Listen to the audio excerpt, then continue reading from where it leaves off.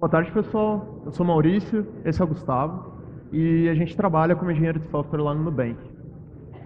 No final do ano passado, o Nubank anunciou um novo produto, que é a NuConta. E eu e o Gustavo, a gente tem trabalhado nesse projeto desde o começo, e isso acabou dando para a gente uma chance meio única, né, de criar um produto novo, aplicando tudo que a gente tinha aprendido trabalhando com microserviços no Nubank nos últimos anos. Bom, a gente acha que o resultado ficou bem legal, então a gente veio aqui contar para vocês como a arquitetura desse produto funciona e algumas características interessantes que ela tem. A gente vai fazer isso primeiro falando bem rapidinho sobre a NuConta, um pouquinho do histórico do projeto, e depois a gente vai dar um contexto geral sobre microserviços no Nubank, focando bem em como eles funcionam no dia a dia lá no Nubank, bem rapidinho, só para dar o contexto necessário para a gente entender que a gente vai falar sobre a NuConta. Bom, com esse contexto a gente vai falar sobre a NuConta em si, mostrando um dos fluxos principais dela, de transferência entre duas contas, e mostrar algumas características interessantes que esses fluxos têm. Bom, por último, a gente vai falar do nosso feed de movimentações, demonstrando como a gente usou um back-end for frontends com GraphQL para resolver um problema que surge com essa arquitetura. Então, primeiro vamos falar sobre a NuConta. Bom, o desenvolvimento da NuConta começou em agosto de 2016, com um time de 6 pessoas, sendo 3 da engenharia, 2 do design e uma business developer. A missão principal do Nubank é tentar remover a complexidade dos produtos para empoderar as pessoas. E a gente sabia que no começo do projeto era mais ou menos isso que a gente queria fazer no campo das contas digitais. A gente não sabia exatamente como fazer isso, mas a gente sabia que tinha um colchão muito bom embaixo, caso a gente falhasse. Porque com o cartão de crédito do Nubank, a gente já tinha conquistado o coração de um monte de brasileiro, milhões de brasileiros, a gente já tinha construído uma empresa com uma cultura forte e um ambiente de engenharia que é baseado em várias ideias muito, muito boas, tipo microserviços rodando na nuvem, programação funcional, teste, deploy automatizado, esse monte de coisa que a gente ouve falar por aí. Bom, o início do projeto ele foi muito marcado por essa interação entre pessoas de várias áreas diferentes, tentando descobrir o que seria uma conta digital pensada para os dias de hoje. Então, como a gente ainda não tinha muita certeza de onde a gente queria chegar, a gente começou a procurar maneiras de clarear as ideias, né? Então, a galera do design saiu para entrevistar as pessoas, descobrir o que elas buscavam nesse tipo de serviço. A galera de negócio foi descobrir o que a gente podia realmente oferecer para os usuários, né, dada a regulação. E a gente, na engenharia, começou a buscar e pensar em maneiras de fazer o nosso back-end de um jeito bem iterativo e que evoluísse facilmente, dado que a gente ainda estava bem no comecinho e não sabia exatamente quais definições poderiam mudar. Pô, nessa época, uma coisa que ficou muito marcada para mim é que a gente passava horas discutindo, tipo, as mais variadas coisas sobre cada uma das áreas. Então, os designers, eles passavam as tardes explicando para a gente o que torna uma UX melhor ou pior. A gente do time de engenharia passava também horas... Opa.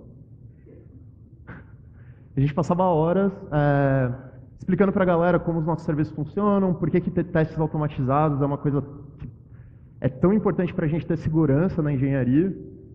E, basicamente, assim, quando qualquer membro do time tinha alguma chance de ensinar alguma coisa para o cara do lado, para a pessoa do lado, essa chance sempre era aproveitada. E aí, com toda essa troca, a gente começou a formar a base de um time que é extremamente unido, generalista, e onde todo mundo tem segurança e o conhecimento necessário para dar suas opiniões e influenciar no desenvolvimento do projeto. Bom, pelo menos na minha opinião, daí para frente, tudo saiu bem naturalmente. Então, a gente definiu as personas que seriam o nosso público-alvo.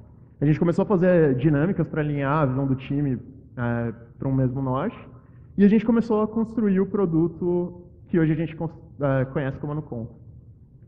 Então, rapidinho, a gente tinha protótipos que ajudaram a gente a fazer iterações mais rápidas, né? E com a ajuda da engenharia, o pessoal do design conseguiu transformar esses protótipos de papel em protótipos mais robustos, feitos em JavaScript, rodando no celular mesmo e mostrando para os usuários. E com isso a gente conseguiu tirar várias dúvidas assim, sobre a experiência e melhorá-la bastante. Bom, e assim, de pouquinho em pouquinho, a gente foi chegando no que é a NuConta hoje. Então, hoje, a gente tem uma conta digital gratuita, que permite depósitos via TED ou boleto, e faz seu dinheiro render numa taxa justa. O dinheiro que é depositado na NuConta pode ser usado fazendo transferências, pagando boletos ou contas e também a sua fatura do cartão de crédito do Nubank. Hoje aquele time começou com 6 pessoas, já tem mais de 100, e eu tenho bastante orgulho de dizer que mesmo assim, a gente mantém aquele espírito de segurança e união que vem desde o começo da equipe. Bom, se vocês estiverem interessados no histórico desse projeto, vocês podem procurar eu ou o Gustavo durante o evento, mas eu também recomendo que vocês deem uma olhada no blog de design do Nubank, porque o pessoal fez alguns posts explicando sobre isso lá. Bom, desde o começo da empresa, a engenharia do Nubank ela se baseia nessa ideia de usar microserviços para o sistema de back-end, né? E, bom, com microserviços, o que a gente faz é basicamente fragmentar o código do back-end em vários programas, cada um cuidando de um pedacinho especializado do domínio. Dividir o código desse jeito traz várias vantagens, mas uma que é particularmente importante para a gente é que isso conversa bem com o modelo organizacional de squads, onde a empresa é dividida em vários times multidisciplinares que trabalham cada um num pedacinho do domínio. Então, bom, um ótimo exemplo de squad é exatamente o time da NuConta, que começou a NuConta, né? Os microserviços, eles permitem que squads diferentes trabalhem em pedaços diferentes do back-end, interferindo pouco com o resto da empresa. Isso foi super importante para a gente no começo da NuConta, porque permitiu que a gente criasse o produto e iterasse muito, muito rápido, sem afetar os outros produtos. Bom, serviço no Nubank é um conjunto de uma ou mais máquinas, que a gente chama de serviço, né? Rodando atrás de um load balancer, que vai balancear a carga de requests HTTP chegando nesse serviço. Quando um serviço precisa persistir dados, todas as instâncias elas vão usar um mesmo banco de dados, mas a gente divide isso de uma forma que as instâncias de um serviço não consigam acessar a base de dados de outro serviço. Bom, para atingir algum objetivo em comum, os serviços precisam ser capazes de se comunicar. Então, quando um serviço precisa fazer comunicação síncrona com outro serviço, a gente tende a preferir usar requests HTTP para isso, lá no Nubank.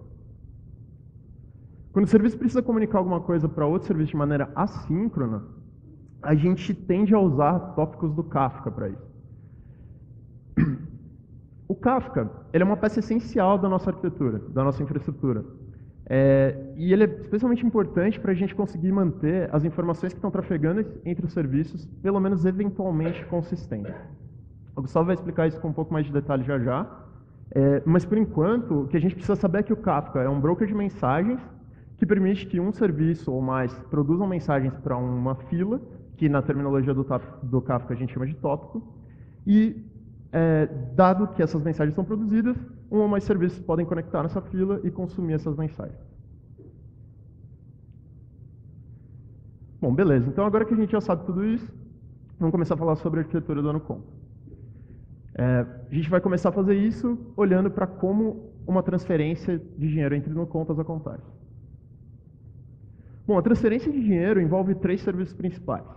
Primeiro, a gente tem o serviço de envios, que é responsável por receber e gerenciar qualquer pedido de envio de dinheiro que algum cliente faça. Para isso, ele vai usar 2 entidades principais, os pedidos de envio, que representam esse pedido que aconteceu do usuário, e o envio, que representa a concretização desse envio. Bom, a gente também vai ter o serviço de recebimentos, que vai vai se responsabilizar por guardar qualquer dinheiro recebido por um usuário, e para isso ele vai usar uma entidade que a gente chama de recebimento. E por último, a gente tem o serviço de saldo, que vai ter o trabalho de guardar e responder qual é o saldo de um cliente num determinado momento. Ele vai fazer isso a partir de 2 entidades principais, os depósitos e as liquidações. Então a transferência vai começar com o usuário preenchendo as informações lá no app e confirmando a transação. Isso vai gerar um request HTTP para o serviço de envios, que vai checar se esse pedido é válido, ou seja, ele vai ver se a conta não está cancelada ou algo do tipo.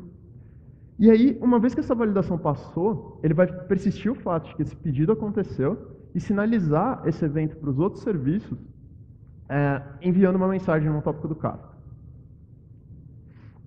Bom, o serviço de saldo vai reagir a essa mensagem, validar se esse cliente que fez a solicitação realmente tem o saldo na conta, e se tiver, ele vai salvar uma liquidação, que representa a remoção desse dinheiro da conta de origem da transferência. Então, o serviço de saldos vai comunicar para o resto do serviço que isso aconteceu através de um outro tópico do Kafka. Bom, sabendo que essa liquidação aconteceu, o serviço de envios pode checar o destino do dinheiro, ele pode persistir que esse envio realmente está sendo concretizado no banco de dados, e ele pode produzir uma mensagem para os outros serviços, indicando que esse dinheiro tem que ir para uma outra no conta. Bom, a partir daqui, o serviço de recebimentos assume, reage a essa mensagem, criando um recebimento, persistindo isso no banco de dados, e comunicando esse evento para o resto dos serviços, usando outro tópico do Kafka. Bom, por último, o serviço de saldos vai consumir essa mensagem, e aí ele vai persistir um novo depósito, que vai representar um dinheiro que está entrando na conta de destino da transferência. Bom, a partir daqui, a transferência está concluída, e se qualquer um dos usuários acessar o app, ele vai ver lá que o saldo está atualizado e que existe um movimento no nosso feed de movimentações dizendo que a transferência está completa. Um ponto importante é que se o usuário entrar no aplicativo enquanto esse fluxo todo está acontecendo, ele vai pegar a transferência no meio do caminho, numa coisa que a gente diz que é um estado que eventualmente vai ficar consistente. Bom, no começo do projeto a gente tentou, e conforme a gente estava desenhando esse fluxo, a gente tentou falar o máximo com os designers para deixar isso muito explícito na experiência do usuário, de forma que ele não ficasse tão confuso quando isso acontece. Um outro detalhe importante é que toda vez que essas validações que os serviços fazem, quando elas falham, a gente também salva essas falhas no banco e comunica isso para os outros eventos usando outros tópicos do Kafka, que a gente não colocou aqui no desenho porque ia ficar muito poluído, né? Bom, olhando para essa arquitetura, a gente percebe algumas características bem interessantes. A primeira é que todos os serviços, eles persistem essas entidades que representam os eventos que acontecem durante o ciclo de vida de uma transferência. Então, sei lá, o pedido aconteceu, o envio foi concretizado, assim por diante. Bom, quando a gente fez essa arquitetura, a gente não fazia ideia, mas construir a lógica da aplicação baseado nesses eventos, isso tem um nome, isso se chama Event Sourcing. A segunda característica que a gente vê aqui é que a gente está usando extensivamente comunicação assíncrona via Kafka. E isso vai ser muito, muito importante para manter a consistência do sistema. Bom, o que a gente acabou descobrindo é que Event Sourcing ajuda muito na hora de definir se a gente precisa criar novos serviços ou não. Então, lá no Conta, quando a gente está pensando em fazer uma nova operação, é bem comum a gente começar pensando em quais eventos essa operação, quais eventos compõem essa operação, e se a gente percebe que esses eventos não cabem nos serviços que já existem, fica bem óbvio que a gente precisa de novos serviços para isso. E aí, com isso, os nossos fluxos tendem a ter serviços que são mais reutilizáveis em diferentes fluxos. Vamos ver como isso acontece na prática. Então, digamos agora que o cliente ele não quer mais enviar o dinheiro para uma outra no conta, ele quer enviar o dinheiro para uma outra instituição financeira. O que a gente vai perceber aqui é que grande parte da lógica envolvida nessa transação continua igualzinha. Então, o serviço de envios continua fazendo o mesmo trabalho, o serviço de saldos nem sabe que algo diferente está acontecendo, e a única coisa que muda é que o serviço de envios vai mandar uma mensagem diferente, dizendo que esse dinheiro tem que ir para uma outra instituição, ao invés de ir para outra no conta. E aí agora, o que a gente vai ter é uma camada de integração com o Banco Central, que também é composto de outros microserviços, fazendo essa comunicação para enviar a mensagem para outra instituição. Outro exemplo, se o cliente está recebendo dinheiro de outra instituição, de novo, a gente percebe que a maioria disso aqui não muda. Na verdade, quase nada muda, porque o serviço de recebimentos ele continua fazendo exatamente o mesmo trabalho, o serviço de saldos também. E a única coisa que realmente vai mudar é que o estímulo que chega nesses serviços vem a partir dessa camada de integração com o Banco Central, ao invés de vir do nosso serviço de envio. Bom, como um último exemplo, vamos dizer que ao invés de fazer uma transferência, o cliente está querendo pagar a fatura do cartão dele. que a gente percebe é que, beleza, alguns desses serviços mudaram, mas o padrão continua sendo o mesmo. Então, a gente tem um serviço de pagamento de faturas que vai fazer a mesma dancinha que o serviço de saldos e gerar uma mensagem para outros microserviços do nosso cartão de crédito fazerem o trabalho de transformar esse dinheiro que saiu dando conta em um item na fatura do cliente e abater o limite dele. Bom, com esses exemplos dá para ver claramente que esses serviços são blocos que a gente consegue reutilizar em vários fluxos.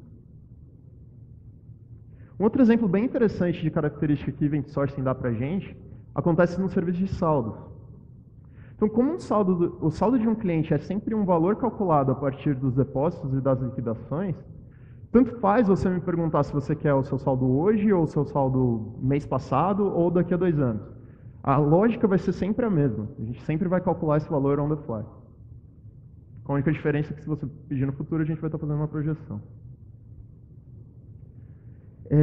Essa divisão baseada em eventos, ela também ajuda a manter a flexibilidade na hora de escalar o sistema. E aqui, usar bastante o Kafka também começa a ficar bem claro por que isso é importante. Então, cada um desses serviços ele vai ter todas as informações que ele precisa para fazer o trabalho que ele faz. Então, se a gente sofrer um pico de pedidos de envio de dinheiro, o serviço de envios a gente consegue escalar ele, subir mais instâncias, e o serviço de saldos ele nem precisa ficar sabendo que isso aconteceu, porque o máximo que vai rolar é que a fila de envio solicitado vai ficar um pouco maior. E aí, o que vai acontecer é que as transações vão começar a demorar um pouco mais para terminar. Mas, como a gente tomou esse cuidado de deixar bem explícito na interface do usuário, em teoria isso não deveria ser um grande problema. Se a gente começar a perceber que o serviço de saldos não está dando vazão, é só subir mais instâncias, a gente aumenta o throughput desse sistema e está tudo bem.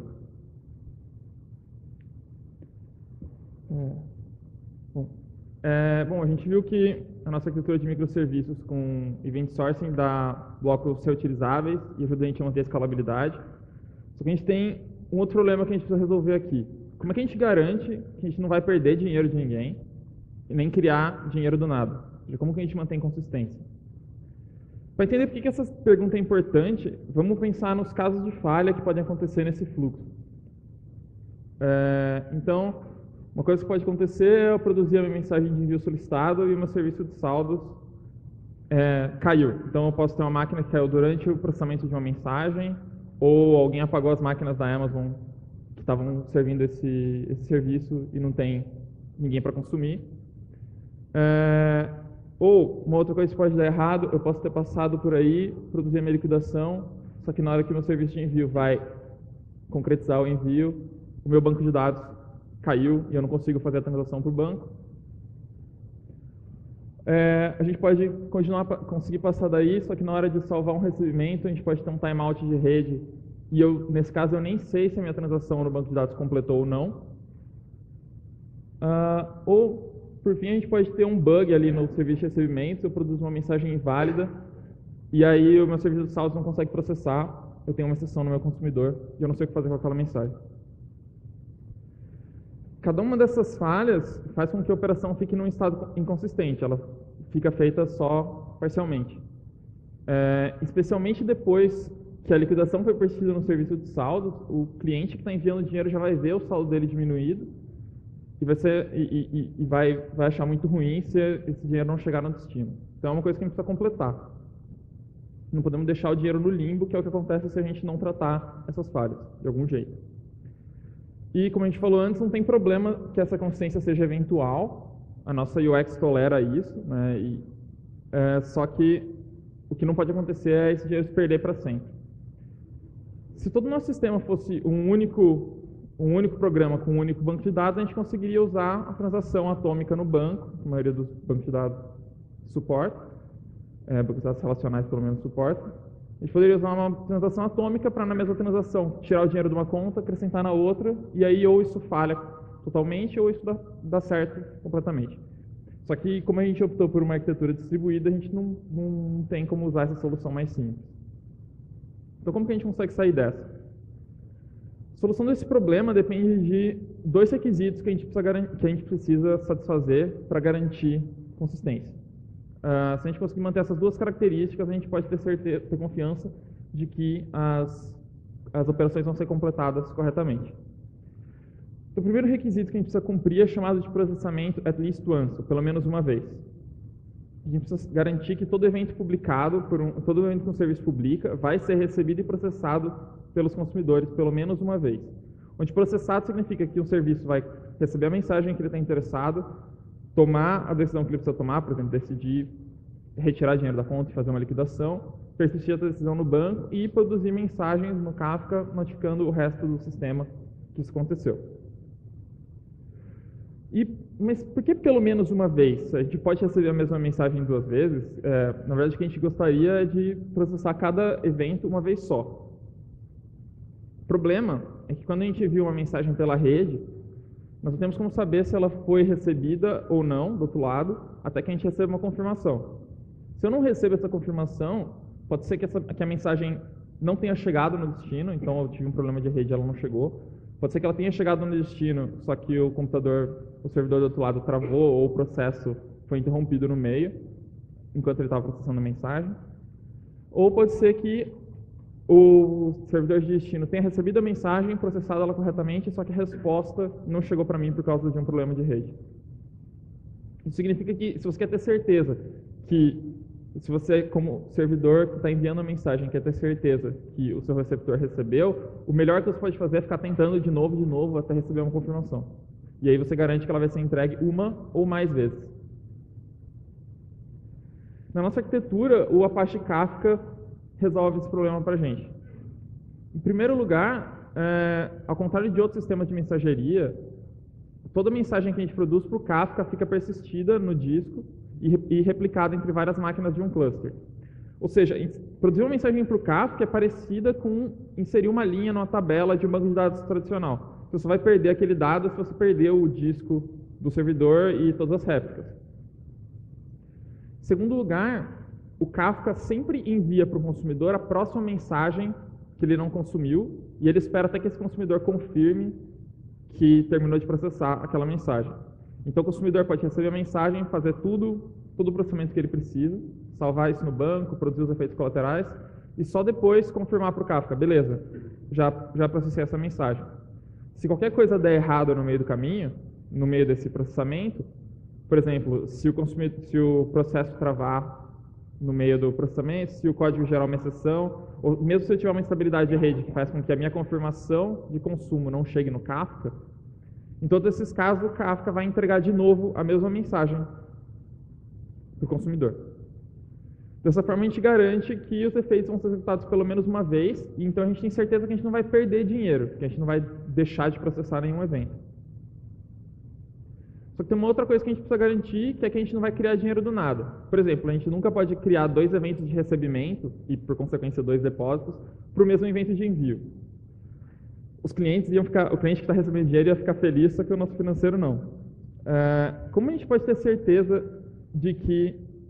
Como a gente não tem como ter certeza de quantas vezes a gente vai consumir uma mensagem, a gente precisa garantir que se a gente consumir ela 2, 3, 4 vezes, não vai ser um problema. E esse é o segundo requisito que a gente precisa cumprir na nossa arquitetura, que é garantir idempotência. Uma operação idempotente, se aplicar ela várias vezes, é equivalente a aplicar uma vez só. Então, um exemplo é multiplicar um número por 0. Então, se tem um número que multiplica por 0 que dá 0, se você tornar a fazer essa multiplicação, vai continuar dando 0 sempre. Um outro exemplo é apagar uma entidade de uma tabela no banco de dados. Se eu rodo o meu delete, a entidade é apagada. Se eu rodar de novo, nada vai acontecer e a entidade vai continuar não estando na tabela. Então o resultado é o mesmo. No nosso caso, a gente quer que os nossos consumidores de eventos sejam idempotentes, ou seja, cada serviço tem que garantir localmente que ele não vai fazer um efeito duplicado na segunda vez que ele consumiu uma mensagem no Kafka. Isso vai fazer o efeito se ele não tiver conseguido fazer na primeira vez que ele consumiu. Na prática, a gente faz isso da seguinte forma.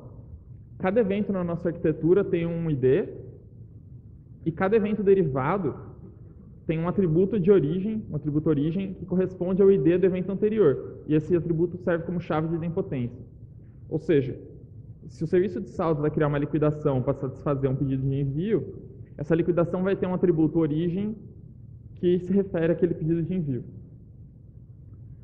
E aí cada serviço garante sua consistência interna validando que eu não vou criar 2 eventos com a mesma origem. Então eu faço isso no código da aplicação. Então, antes de tentar salvar uma entidade nova no banco, eu tento ler para ver se já não tem aquela entidade, já existe uma entidade para aquela origem. E também o banco garante, o meu banco garante a unicidade desse atributo. Então eu tenho certeza de que eu não vou conseguir salvar 2 entidades para a mesma origem no mesmo serviço. O resultado é que o meu consumidor é idempotente, porque eu só crio um evento para cada origem. E aí a gente aplica esse padrão para a cadeia toda. Então, o envio vai ter como origem a liquidação, o recebimento vai ter como origem um envio e o meu depósito vai ter como origem um recebimento. Como cada serviço vai garantir a idempotência localmente, eu tenho certeza que eu não vou criar dinheiro do nada. Vamos voltar agora para os nossos casos de erro e ver como é que a gente consegue lidar com eles, tendo em mente que a gente tem a garantia de processar pelo menos uma vez cada mensagem e que os nossos consumidores são idempotentes. O primeiro caso é mais simples. Se o meu serviço de saldos caiu, o que vai acontecer é que o serviço de envios vai continuar aceitando pedidos dos clientes, persistindo no próprio banco e produzindo mensagens no Kafka. Como eu não tenho ninguém para consumir, essas mensagens vão ficando persistidas no Kafka e a gente cria um lag ali naquela fila, ou seja, uma fila que vai ter que ser consumida depois. Quando o serviço estiver disponível de novo, ele volta a consumir as mensagens e fica tudo bem. E eu não perdi nenhum dado, como ele é idempotente, eu não fiz nada 2 vezes. Mesmo que uma daquelas mensagens que eu consumi agora fosse uma mensagem que eu tinha processado parcialmente antes, não tem problema. O caso mais complicado é o que a gente faz no caso de uma exceção no consumo de uma mensagem. Isso pode ser causado por todos aqueles cenários que a gente mencionou antes. Eu posso ter um bug no meu consumidor ou um bug no meu produtor que faz com que eu produza uma mensagem inválida. Ou posso ter um problema no meu banco de dados que fez com que ele estivesse offline, ou eu tive um timeout de rede, eu não sei se a minha transação completou ou não. Em todos esses casos, isso vai se manifestar como uma exceção no código do meu consumidor. Como o tópico do Kafka funciona como uma fila, eu não tenho como passar para a próxima mensagem sem terminar de processar a mensagem atual. Como que a gente faz para não ficar com esse consumidor parado até que alguém vá lá e conserte o problema ou trate isso manualmente? A solução que a gente usa no Nubank é um padrão conhecido como Dead Letter Queue, ou fila de mensagens mortas. A Dead Letter é a mensagem que deu erro. O que a gente faz é a gente produz ela para um outro tópico no próprio Kafka, um tópico específico de Dead Letters, junto com metadados que indicam metadados sobre o problema. Então a gente tem a stack trace, a gente tem o timestamp do erro, a gente tem a versão do serviço que estava rodando na hora que aquele erro aconteceu. Bom, e agora, como essa mensagem está persistida num outro tópico do Kafka para a gente tratar depois, a gente pode passar para frente e continuar consumindo as outras mensagens. Enquanto isso, aí a gente tem tooling que permite que alguém do time de engenharia analise essas dead letters, debugue o problema, e aí a gente pode ou republicar elas de volta para o tópico original, e ela vai ser consumida pelo consumidor normalmente, o consumidor não vai nem saber que ela é uma dead letter, que ela é uma mensagem que deu erro antes, ou, se for uma mensagem inválida que a gente não consegue aproveitar, a gente pode só descartar ela. E aqui tem um ponto importante. Se os nossos consumidores não fossem idempotentes, a gente ia ter que tomar um super cuidado na hora de republicar essas coisas.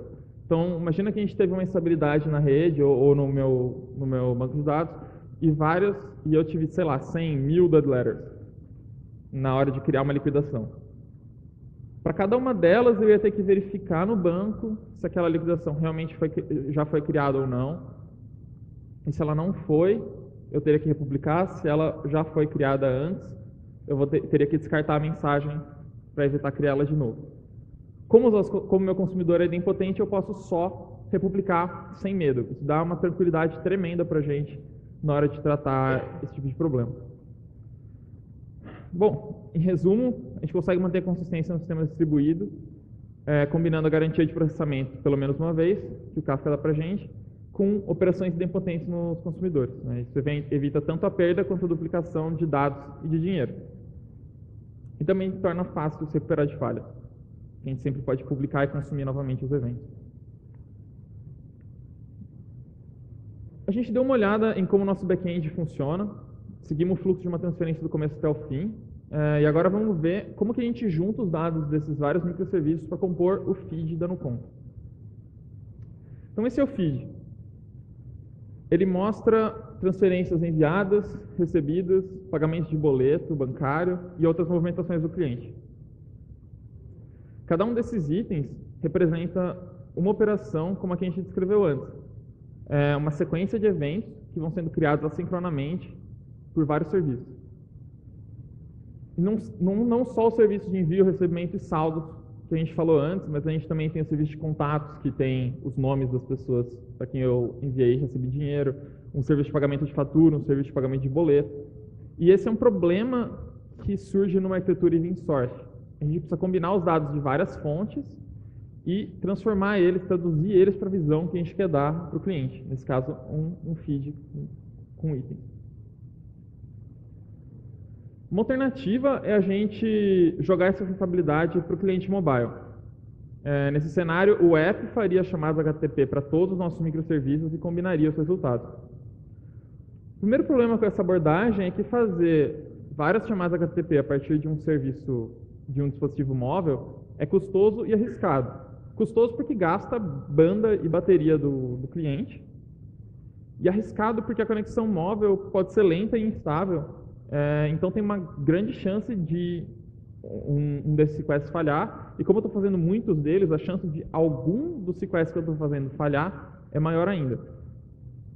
E aí eu vou ter que lidar com retry, com tentar de novo, ou tentar lidar com o fato de que eu tenho alguns dados e outros não. Isso é super complicado. Então, uma boa seria a gente minimizar isso. Além disso, muitas vezes não tem uma correspondência direta entre o que eu tenho no meu back-end, event source, e o que eu quero mostrar no meu front-end. Por exemplo, do ponto de vista do usuário, o envio de dinheiro ele é um item no feed que começa pendente, então é aquele item com um reloginho do lado, e depois ele pode falhar, e ele fica arriscado se o cliente não tinha dinheiro para fazer a transferência na hora, ou ele pode se completar com sucesso, e aí ele fica ali normal sem o reloginho. Conceitualmente, a gente pensa nisso como um status do evento. Então, o evento pode estar pendente, pode estar falho, ou pode estar sucesso, e a minha UI tem que representar isso de acordo. Só que na verdade, a gente não tem no back-end uma tabela num banco com esse campo status. Esse campo status é computado a partir das entidades que eu vou criando. Então, se a liquidação tiver falhado, nesse caso a gente teria persistido uma falha de liquidação no serviço de saldo. Se a liquidação tiver falhado, o evento fica falho. Se a liquidação ainda não tiver acontecido, ou eu tiver tido a liquidação, mas eu ainda não concretizei o envio, isso vai ficar, ele vai estar pendente. E se tudo já aconteceu como devia, o evento vai ficar normal com sucesso. Esse tipo de lógica pode ficar bem complicado, porque eu vou ter que fazer ela para cada evento, para cada coisa que eu tenho no meu aplicativo, e acaba inchando o front. E o front-end já é complicado, já tem um trabalho de tentar apresentar as coisas de forma bonita, dar uma experiência agradável. O ideal seria que o app se preocupasse só com isso, só com a apresentação, e não com esse tipo de lógica de combinar informação. E tem um outro fator que torna tudo isso mais difícil. O tempo de atualização nas App Stores é muito lento. Pode levar dias entre eu ter uma versão pronta e ela estar publicada numa App Store para os meus usuários, para eles conseguirem atualizar. E mesmo assim, mesmo depois disso, você tem usuários que demoram semanas ou meses para atualizar. Eles ficam com uma versão velha por muito tempo do app. E a gente não quer simplesmente quebrar esses usuários de repente. Isso significa que quando a gente lança uma versão do app com bug ou com problema de performance, isso potencialmente pode afetar os meus clientes por dias até eu conseguir lançar uma atualização. Então, se eu puder diminuir a quantidade de lógica e o espaço de possíveis bugs no meu front, é uma boa ideia. E a gente também precisa evitar que o front-end fique acoplado à minha arquitetura atual do back. Porque como é muito difícil conseguir que todos os meus clientes se atualizem, se o meu front estiver acoplado a certos modelos ou a certos serviços que existem no meu back-end, hoje eu não vou conseguir refatorar isso nunca. Porque posso tentar fazer uma versão nova do meu app, só que a menos que eu decida quebrar todo mundo que ainda não atualizou, eu não vou poder refatorar o meu back-end. Ou fazer uma refatoração grande do meu back-end. A alternativa é colocar um serviço no meio do caminho. Foi a alternativa que a gente achou. Esse é um serviço cuja tarefa é agregar os dados dos vários microserviços e aplicar essa lógica que aproxima o modelo event source do modelo que a gente quer apresentar para o cliente, que transforma uma coisa em outra. Esse é um back-end, ou seja, um back-end cuja função é preparar os dados para o front, e por isso ele é chamado de Back-end for Frontend, ou BFF. Isso melhora muito o problema da latência nas chamadas HTTP, porque agora isso é um serviço que está lá na nuvem da Amazon, vai fazer as chamadas pela rede de alta velocidade ali, não por uma rede móvel. Então a chance dos requests falharem ou demorarem muito cai pra caramba. Também resolve o problema do tempo de atualização, pelo menos na parte que eu coloquei, na parte da lógica que está no meu BFF, porque agora é só um serviço, eu posso colocar ele no ar a hora que eu quiser. E já que eu consigo fazer isso, já que eu consigo atualizar o meu serviço e fazer um rollback de uma versão que tiver um problema quando eu quiser, significa que eu também agora posso fazer refatorações extensivas no meu back-end, nos meus microserviços, e desde que eu faça uma mudança correspondente no BFF, isso não afeta o front.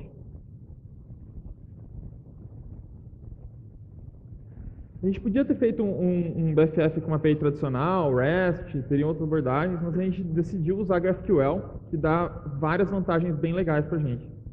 A GraphQL ela não é um software, ela é uma query language como o SQL. Então, é uma especificação de como que um cliente pode enviar uma query, escrevendo os dados que ele precisa, e como o servidor tem que responder a essa query.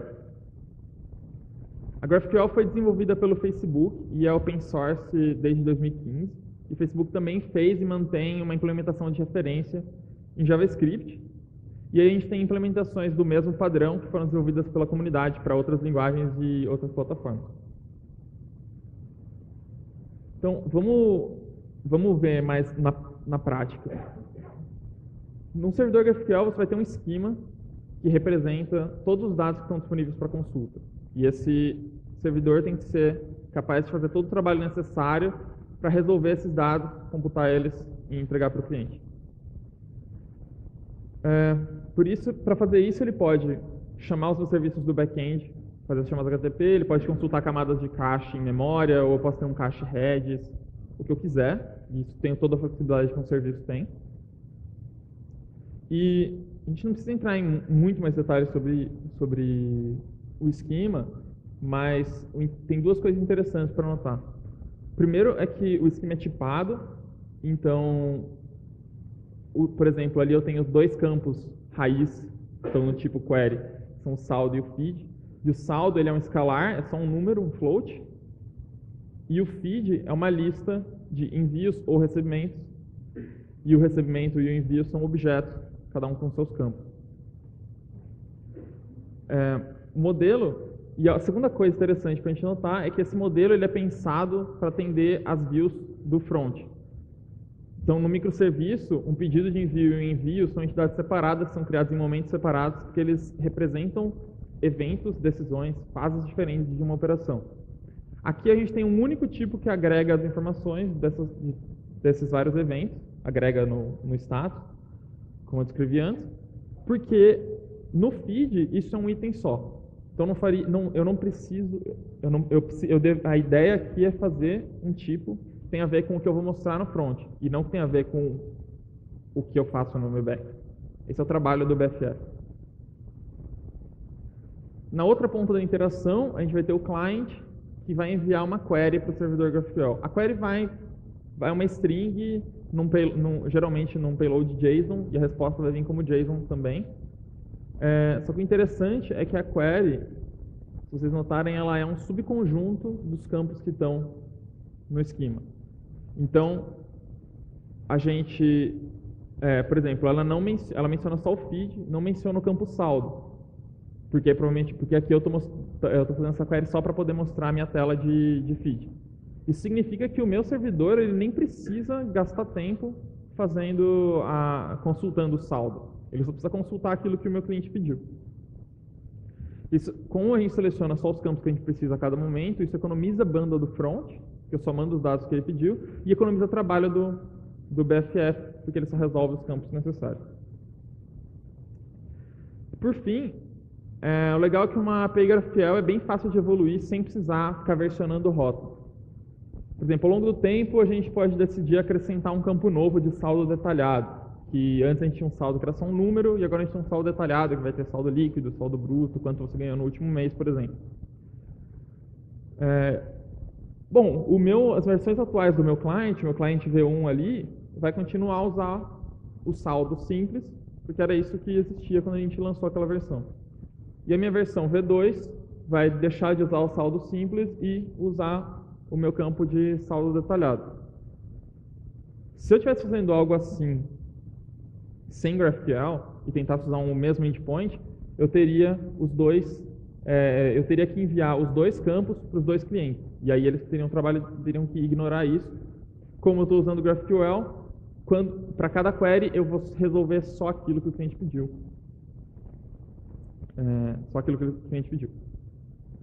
Bom, usar o GraphQL para o nosso BFF foi uma das grandes apostas que a gente fez na NuConta, e hoje parece que foi um grande acerto.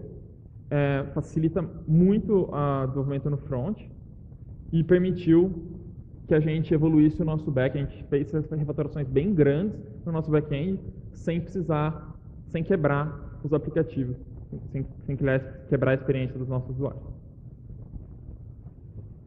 Bom, por último, vamos só dar uma recapitulada.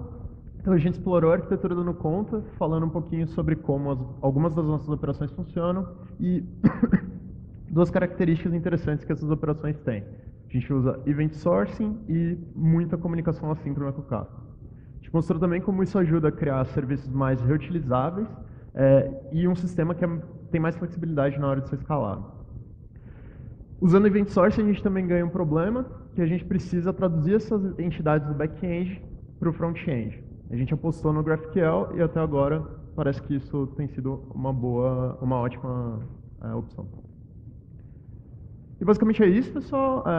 Eu tenho muito orgulho de ter trabalhado nesse projeto, espero que o Gustavo também. E espero que vocês tenham gostado de saber um pouco mais sobre ele. Se vocês também têm vontade de participar desse tipo de coisa, a gente tem aquele link onde vocês podem entrar e dar uma olhada nas vagas que estão disponíveis lá no Nubank, se inscrever no processo seletivo. E é isso aí. Valeu, gente.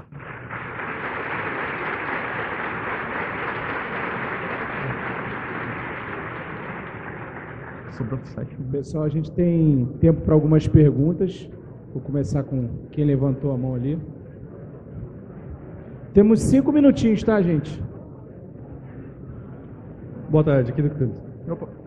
Vocês falaram agora que vocês usaram GraphQL no BFF. O que vocês usaram entre os microserviços? Desculpa, eu não entendi o final da pergunta. O que vocês usaram entre os microserviços do back-end? Como é que você mandava um RPC para ele? O que vocês usavam para fazer o pedido, por exemplo? A pergunta é, vocês usaram o GraphQL do BFF para app, mas entre o GraphQL e cada serviço, como era a comunicação? Não. Os serviços que estão atrás do BFF, todos usam REST normal. Tá. Posso fazer mais duas perguntas rapidinho? Como é que eles se autenticavam daí? Autenticação. Autenticação? Entre os microserviços. Entre os serviços? Cara, eu não sei se você viu a palestra do Lucas ontem, mas a autenticação, ela tá meio que embutida naquelas nossas common libraries. Que a gente eu não vi. Você não viu? Tá. A gente tem várias bibliotecas, assim, que meio que resolvem problemas que tocam vários serviços. A autenticação é um deles. Então, a maioria dessa lógica já está implementada e a gente só reutiliza em todos os serviços. Quem foi ele?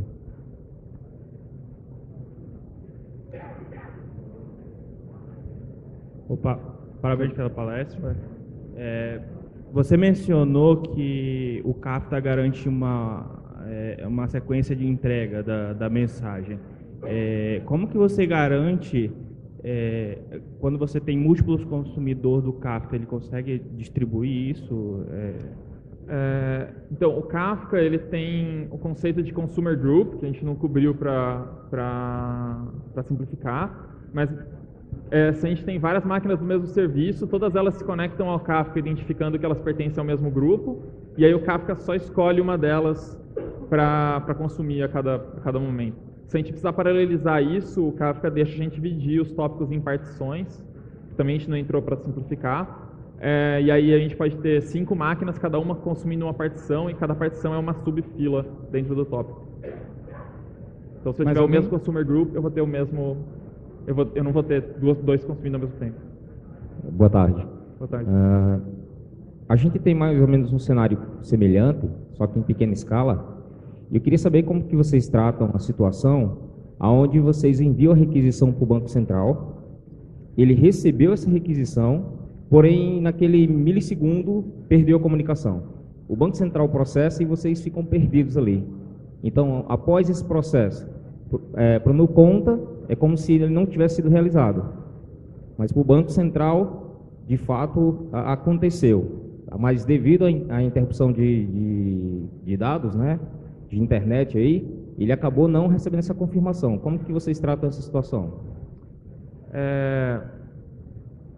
Na integração que a gente faz com o SPB tem uma chave que, se você mandar novamente, o Banco Central vai rejeitar se você mandar uma chave duplicada, então a gente consegue reenviar as mensagens, só que a gente tem uma camada, no fundo a gente tem algumas camadas que cuidam disso pra gente, então a gente os nossos serviços, nesse nível que a gente mostrou, não se acoplam a isso, mas basicamente a gente vai usando chave de idempotência e na hora de enviar mensagem para o Banco Central tem um número que a gente pode usar e que se a gente mandar de novo com o mesmo número, o Banco Central vai rejeitar a segunda mensagem, então a gente pode só tentar de novo.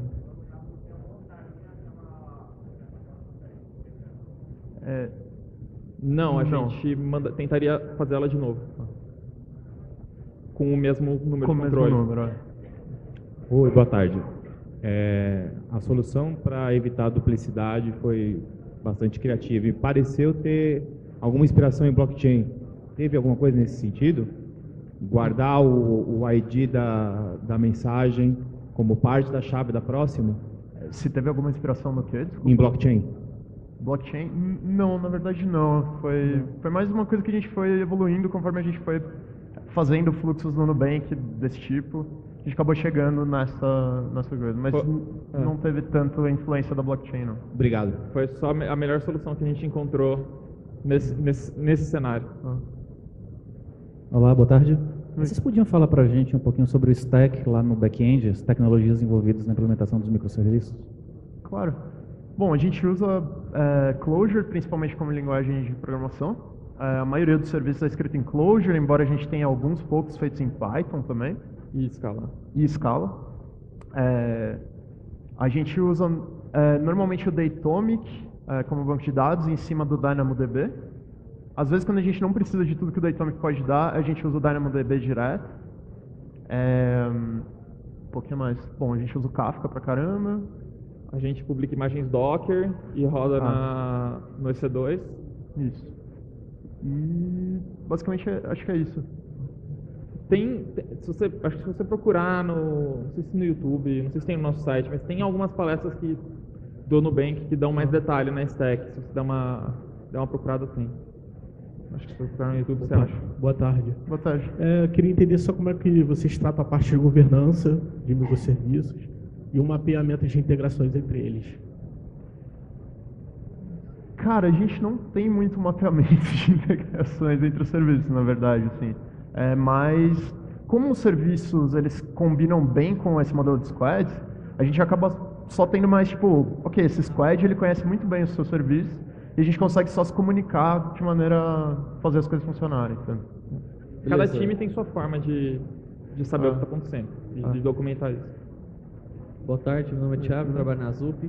Eu queria saber qual protocolo vocês utilizam nas mensagens e se tem alguma retentativa de publicar caso falhe na publicação. Se tem alguma tentativa de republicar as mensagens. A gente usa... as mensagens do Kafka carregam JSON. Se eu não me engano. Carregam JSON e a gente geralmente não... Bom...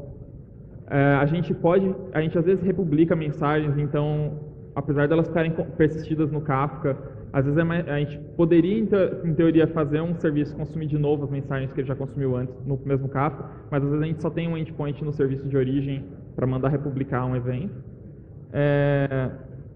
E aí isso é só colocado como uma mensagem nova no Kafka e consumido downstream, e a gente conta que a nossa idempotência funciona bem. Fechou? Obrigado, gente. Pessoal. Valeu, gente.